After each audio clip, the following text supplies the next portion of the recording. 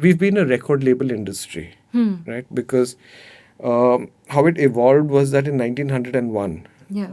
what was later called EMI in England, they set up their first office outside India, outside of England, which was in Calcutta in India. That was called the Gramophone Company of India, which is today Saregama. So it was a record label that started in 1901. And they pretty much went for about 30 years. And then Mr. Saha, his father, Mr. Saha's father started Indian Record Company, the Indian Recording Company, and the Hindustan Music Products, they called it. So two labels, so to speak. Hindustan was a label of Inreco.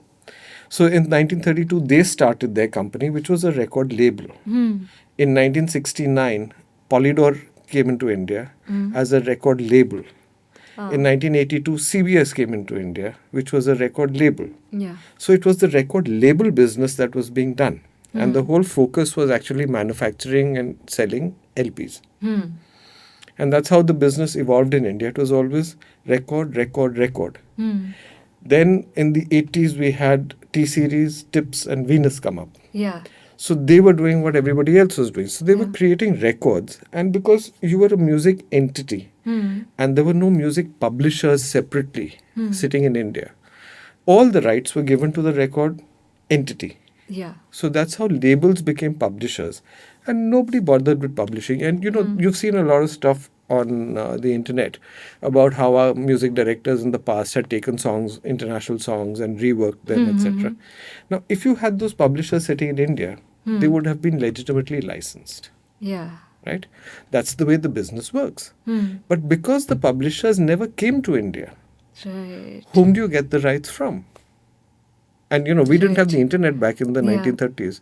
So how do you reach out to people? Yeah. Awareness was low. Facility of reaching out to people was low. Knowledge was low. And did people even discover that this was happening? I'm sure they did. It's a very normal way of thinking. This is a tribute to a song I love. You've created something, I love it. So I'm going to do a version of it and make it even bigger. There's nothing wrong with this thinking. But yes, there's a copyright involved. Yeah. And if the owner of that copyright is sitting there, then you can do a legitimate license. Yeah. Now, that's what happened in India. You didn't have the publishers. And I give full credit to Ashil Fowler, whom I mentioned earlier. Yeah. So Ashil actually is very strange because when I was in Magnasound in the late 80s, early 90s, Ashil was the attaché at the French embassy in Delhi. Oh. And he walked into our office one day and we sat and we chatted about various things in the music business. And he was the only guy who understood when I said music publishing. So we got talking and blah, blah, blah. Yeah.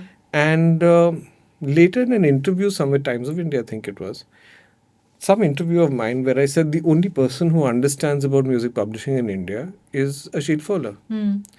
So I'm given to understand that Ashil took that cutting. And he went to a French company. He's French. So he went to a French company called Delphine Records, which had Richard Clayderman. And he said, Clayderman is popular in India. I will start getting you mechanical royalties from India, which is a publishing royalty, right? Which you're supposed to get when the records are sold. Yeah. And by that time, I was in Virgin. And he came to Virgin, and we had the rights for Delphine. So he then put two and two together, and he came to us and he said, listen, you're selling the records. You need to pay the publishing. And hats off to Mohan Mahapatra, who was the MD of the late Mohan Mahapatra, unfortunately. He agreed. So publishing royalties were paid to Delphine. And then Ashil went to BMG. And he said, listen, Delphine is getting mechanicals in India. Why aren't you getting yours? So that's how the conversation started. And then Ashil was actually the person who pushed a lot for it. And he's very well versed with copyright law, etc. Yeah. And I would give him a lot of credit for actually, making people aware. So he came to Saregama. Saregama had some international labels, etc. So he's someone who actually pushed this. Yeah. But it wasn't, that was maybe at the turn of the century. Yeah. So for 1 century, we've been a record label country, which is why people don't understand publishing. And when users, are asked to pay 2 separate copyrights, they're like, Why? Because you own the Yeah. recording and you own the publishing. I'm paying for the music. How you divide it is your problem. So the problem in India is that they don't understand the right, that there is a separate right. Yeah. If they understand it, they don't comply with it. Okay? So, for example, we have All India Radio, Yeah. which is a government organization. Oh, yeah. That government organization does not pay IPRS for the music that they play for Indian composers. Yeah. Now, hang on to your hat. They pay IPRS Uh-huh. for international composers, Lovely. which means they recognize the right.